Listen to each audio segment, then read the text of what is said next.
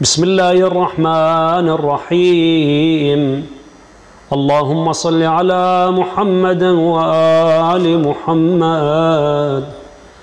اللهم اجعل فيما تقضي وتقدر من الأمر المحتوم وفيما تفرق من الأمر الحكيم في ليلة القدر وفي القضاء الذي لا يرد ولا يبدل، أن تكتبني من حجاج بيتك الحرام المبرور حجهم المشكور سعيهم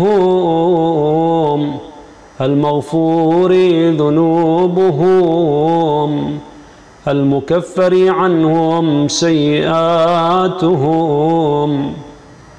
واجعل فيما تقضي وتقدر أن تطيل عمري وتوسع علي في رزقي برحمتك يا أرحم الراحمين.